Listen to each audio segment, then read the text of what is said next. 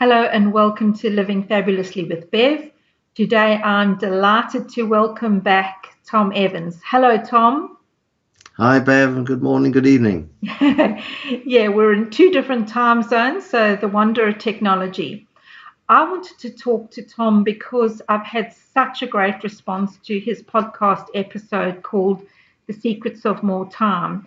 And Tom, one question that people have sort of put forward for me to ask you to give us some tips about is we're often so busy doing many things, but what can we do and how can we get better at noticing when it's starting to get frantic? We may be out of touch with what we're doing. So how can we get better at that?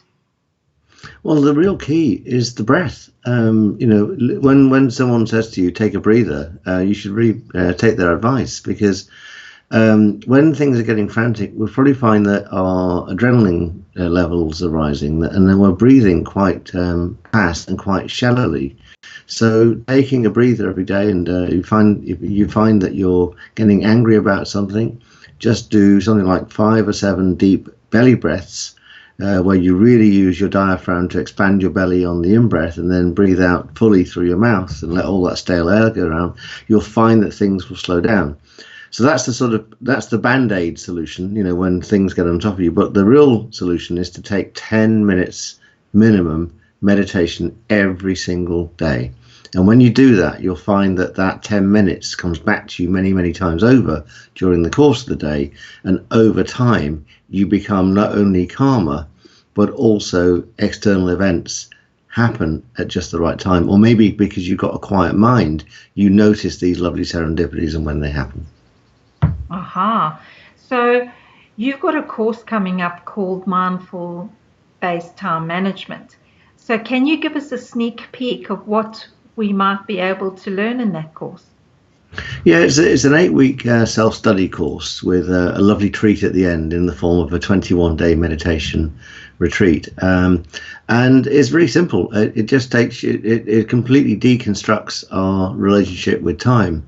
And when I got into meditation in my mid-40s, I got into meditation because I was quite stressed and it helped me calm down. But I found on the days that I meditated, I got more things done in less time.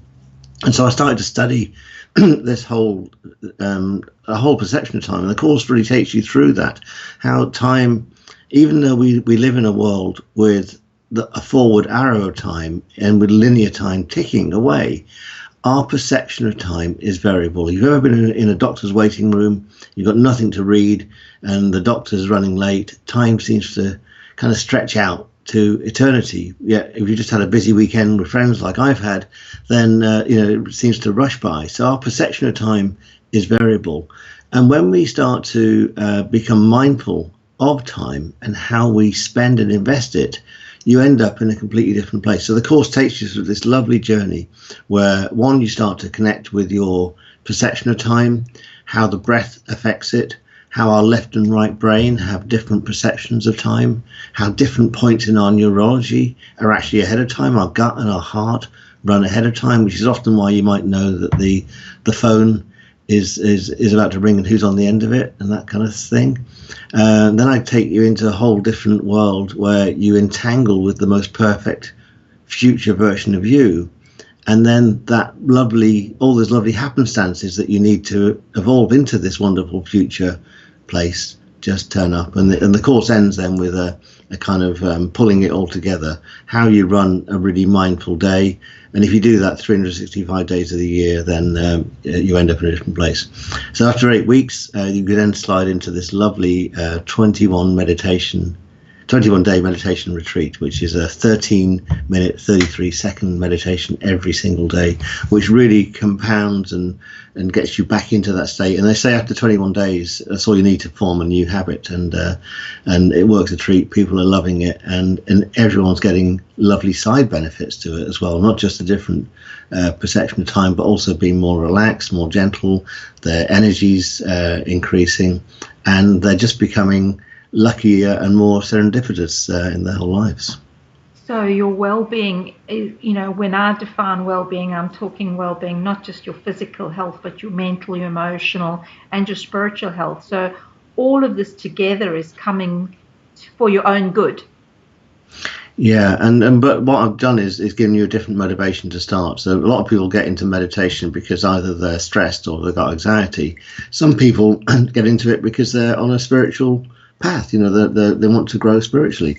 But the motivation here is to get more things done in less time by being smarter about how you use your time. And this isn't like time management where it's goal setting and priority setting and interruption setting and all this sort of stuff. This is just absolutely slowing down to speed up. It's the most gentle, lovely process.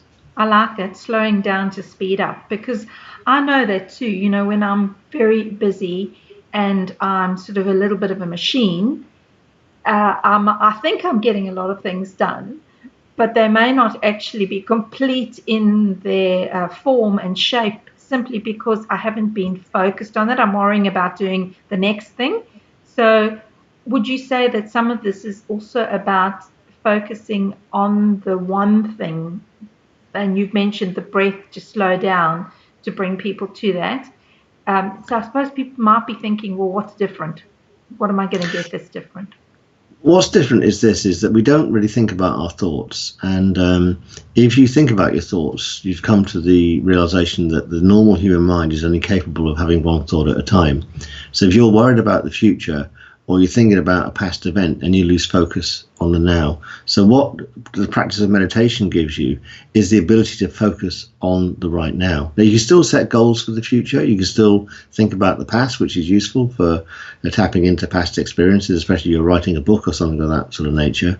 And tapping into the future is interesting because I was away last week and I thought I'll come back on the Monday and I'll start to market this course. And I didn't give it any more thought than that I'll just start to put some effort into marketing.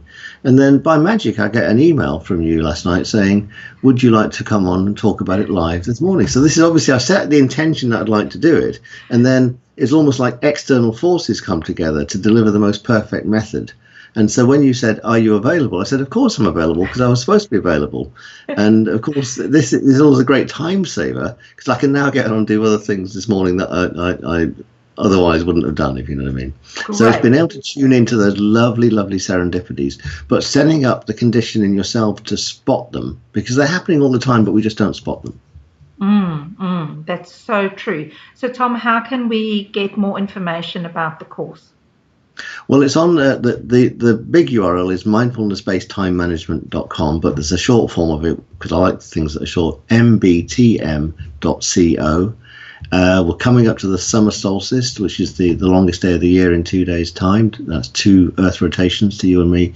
And I'm actually putting the course out. It's the launch month of the course. I'm putting the course out at half price up to the summer solstice by using the code Tempus Fugit, which is Latin for time flies. That's TEMPUSFUGIT. So www.mbtm.co, or loads of information on there about it. Oh, good. Okay, so I guess the code won't work off for 2 days after this live viewing. So this is you'll change the code, I'm sure, Tom. Well, time flies, you know. Yeah. Grab the opportunity, the word and all that. Yeah. Yeah, well, great. Thanks so much for coming and talking to me again today, and good luck with the course. I'm sure it's going to be really well received.